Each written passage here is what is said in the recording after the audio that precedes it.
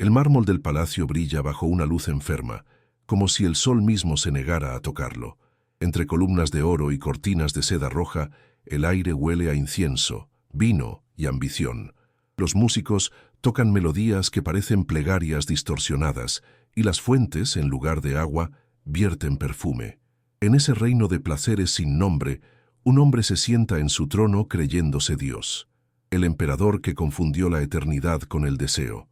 Fuera, el imperio se desmorona. Las fronteras sangran, los soldados desertan, los templos se vacían, pero dentro todo sigue brillando.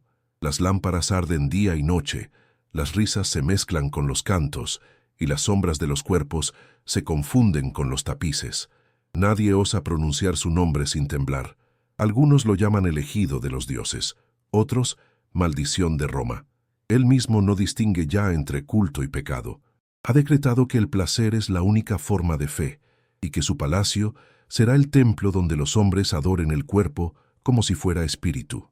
Los dioses, mudos, observan. Las paredes, cubiertas de frescos eróticos y miradas ocultas, parecen respirar. En cada rincón el eco del gozo se mezcla con un rumor que aún no se atreve a nacer, el de la caída. El emperador sonríe mientras el fuego de las antorchas refleja su rostro dorado por el poder. Ignora que en esa misma luz habita su condena. Si estas historias olvidadas tocan tu alma, suscríbete y acompáñanos a desenterrar la verdad que el tiempo intentó borrar, porque no hay gloria más frágil que aquella que se construye sobre la carne. Roma, siglo III después de Cristo. El imperio agoniza bajo el peso de su propia grandeza.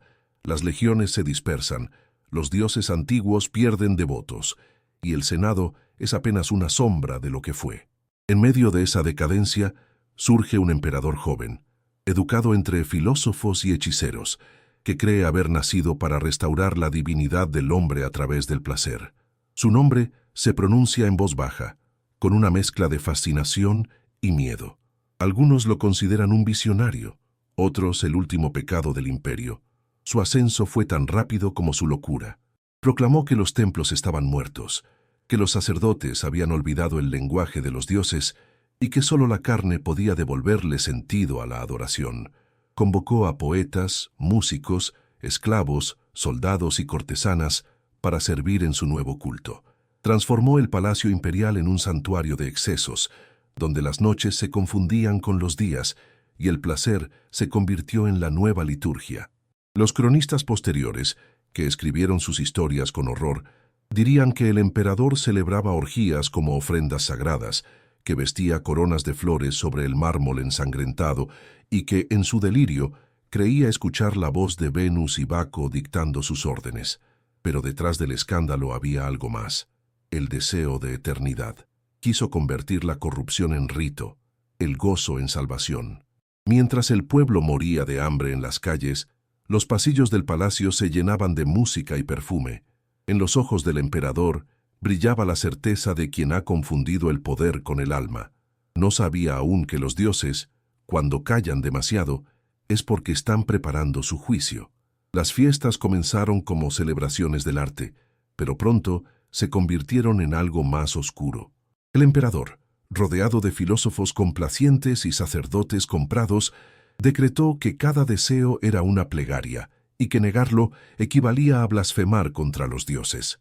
Los patios se llenaron de incienso y vino, las fuentes vertían leche y miel, y los cuerpos pintados de oro danzaban hasta el amanecer entre estatuas de mármol y llamas vacilantes. El placer ya no era una elección, sino un mandato imperial. Los senadores, horrorizados, hablaban en secreto del fin de Roma, pero nadie se atrevía a desafiarlo. Aquellos que se negaban a participar eran acusados de traición espiritual y desaparecían. El emperador decía que la virtud era la peor de las corrupciones. Solo los cobardes temen a los dioses, repetía. Yo los abrazo con fuego. Entre sus sirvientes comenzó a correr un rumor. Decían que cada noche, al terminar las ceremonias, el emperador subía solo a una sala de espejos donde hablaba con su reflejo. Algunos aseguraban que lo veían murmurar oraciones a sí mismo, pidiendo perdón y poder al mismo tiempo.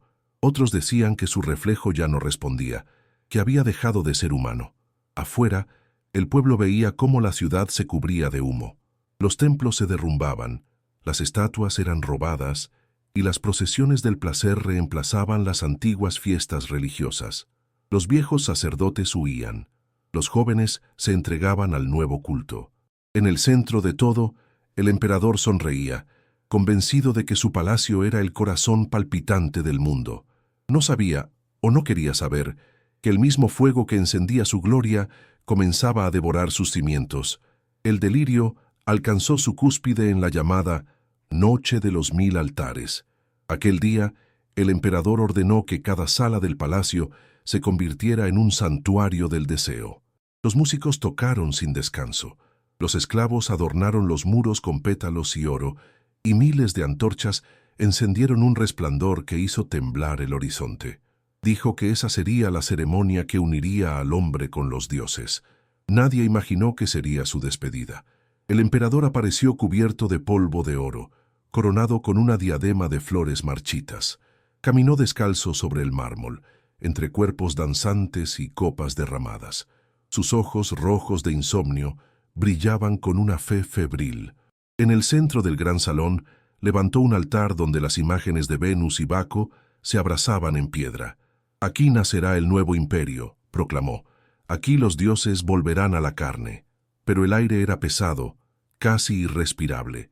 Algunos presentes sintieron miedo, otros fascinación. De repente, las lámparas comenzaron a apagarse una a una.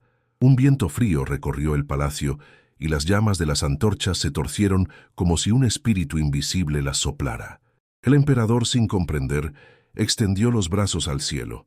«¿Me niegas, oh divinidad, lo que yo te ofrezco?», gritó.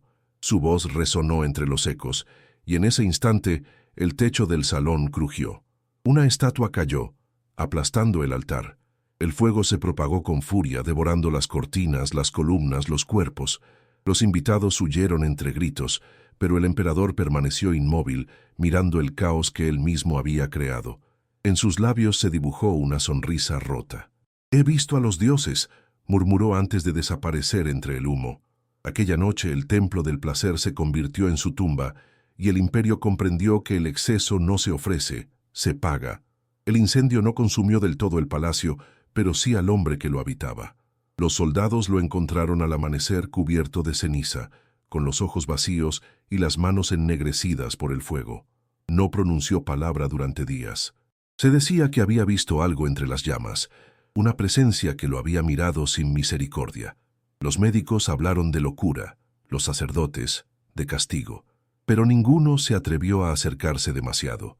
El emperador fue encerrado en sus propios aposentos, convertido en prisionero del esplendor que había levantado. Sus ropas fueron reemplazadas por un manto sencillo, y el eco de los antiguos cantos de placer fue sustituido por el silencio. En las noches, los guardias lo escuchaban murmurar oraciones confusas mezcladas con risas. «El fuego me habló», decía, «me prometió un reino sin carne ni corona». Mientras tanto, Roma comenzó a purificarse.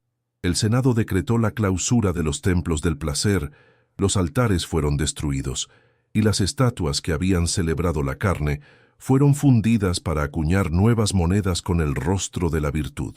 Pero en las sombras, muchos aún recordaban la voz del emperador, sus palabras hipnóticas, su promesa de eternidad. Solo un esclavo permaneció junto a él hasta el final. En su diario escribió: «Ya no era un dios, era un niño que temía a la oscuridad. Lloraba cuando veía el amanecer, como si el sol fuera la mirada del juicio». Un mes antes de su muerte, el emperador pidió ser trasladado al jardín central, donde los muros calcinados aún olían a vino y a ceniza. Se arrodilló sobre las losas negras y susurró: «El cuerpo es la prisión del alma, cuando el alma olvida amar». Y por primera vez, Roma lo escuchó en silencio. Dicen que en sus últimos días, el emperador comenzó a ver lo que otros no podían. Los esclavos que lo servían afirmaron que hablaba con alguien invisible, una figura hecha de sombra y luz que lo visitaba cada noche. A veces la llamaba Venus, otras la voz del fuego. Pasaba horas sentado frente a una lámpara encendida, mirando la llama como si esperara una respuesta. «Me quemé buscando a los dioses», decía, y ellos me encontraron en el silencio. Una noche pidió que lo dejaran solo.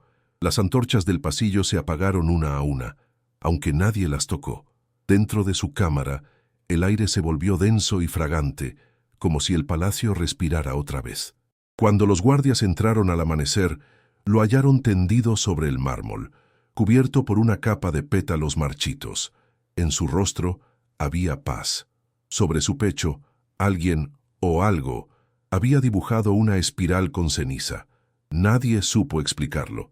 Los sacerdotes que acudieron a examinar su cuerpo afirmaron que el olor del incienso llenó toda la sala y que una brisa templada recorrió los muros calcinados. Los más supersticiosos lo tomaron como señal de absolución, los demás como advertencia. Uno de ellos escribió: «El Dios que el emperador buscó con el cuerpo, le respondió con el alma, y lo consumió». Esa misma noche, una tormenta cayó sobre Roma. El rayo golpeó la cúpula del palacio y la partió en dos. Las llamas resurgieron, pero no destruyeron, purificaron. En el resplandor, algunos creyeron ver una figura envuelta en oro ascender entre el humo. No se oyó grito alguno, solo el sonido del viento llevando consigo las últimas palabras del emperador. Lo divino no estaba en el placer, sino en el perdón. Con la muerte del emperador, el palacio fue abandonado. Los muros ennegrecidos se llenaron de musgo, y las fuentes que antes derramaban vino quedaron secas y agrietadas. Roma, avergonzada de su pasado, mandó borrar su nombre de los registros y sus estatuas fueron destruidas. Sin embargo, el pueblo que había vivido bajo su fuego y su miedo no lo olvidó. En las calles, los ancianos aún contaban historias del emperador del placer, y los poetas, en susurros, escribían versos sobre el hombre que quiso ser Dios y encontró la redención en las llamas. Los cronistas cristianos lo llamaron abominación, los paganos último sacerdote del cuerpo. Pero entre ambos juicios sobrevivió una verdad más profunda. Su caída fue también un espejo del alma humana. En él, Roma vio reflejado su destino, la gloria nacida del exceso y la destrucción nacida del deseo. Siglos después, los arqueólogos que exploraron las ruinas encontraron una cámara subterránea sellada por el fuego.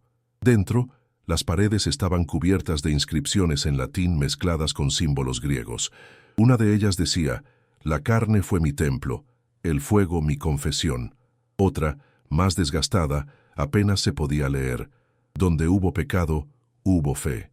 Ninguno de los sabios logró descifrar si aquellas frases fueron escritas por el emperador o por alguno de sus seguidores. Pero todos coincidieron en que aquel lugar no era una tumba, sino una confesión petrificada. Con el tiempo, su historia se convirtió en advertencia, pero también en misterio.